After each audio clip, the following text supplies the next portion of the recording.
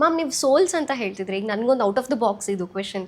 ಈಗ ನಾವು ಸತ್ತ ಹೋದ್ಮೇಲೆ ಅದ್ರ ಮಧ್ಯೆ ನಮಗೆ ಇನ್ನೊಂದು ಜನ್ಮ ತಗೊಳಕ್ಕೆ ಏನಾದ್ರು ಟೈಮ್ ಇರುತ್ತಾ?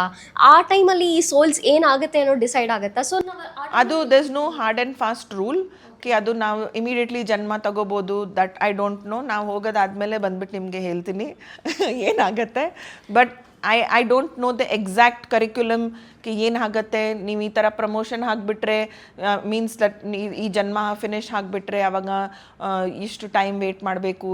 ನೀವು ಡಿಸೈಡ್ ಮಾಡ್ತೀರಾ ನಿಮಗೆ ಇನ್ನೊಂದು ಜನ್ಮ ಬೇಕು, ಇಲ್ಲಾಂದರೆ ನೀವು ಮಾಡಲ್ಲ ಇನ್ನೊಂದು ಜನ್ಮ.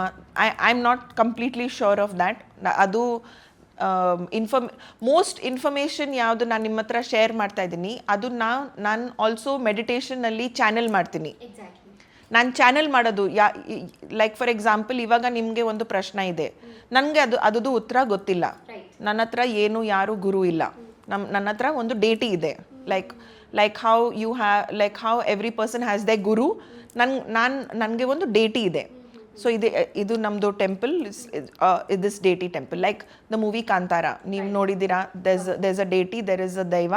ಸೊ ಲೈಕ್ ಯಾವಾಗ ನನಗೆ ಕ್ವೆಶನ್ಸ್ ಇದೆ, ನಾನು ಮೆಡಿಟೇಷನಲ್ಲಿ ಅವ್ರಿಗೆ ಕೇಳೋದು an answer for that. But there's no formula ಹೇಳೋದು ಕೆ 5 ನಿಮಿಷ ಆಗುತ್ತೆ ಯಾ 3 ವರ್ಷ ಆಗುತ್ತೆ ಯಾ ನಮ್ಮದು.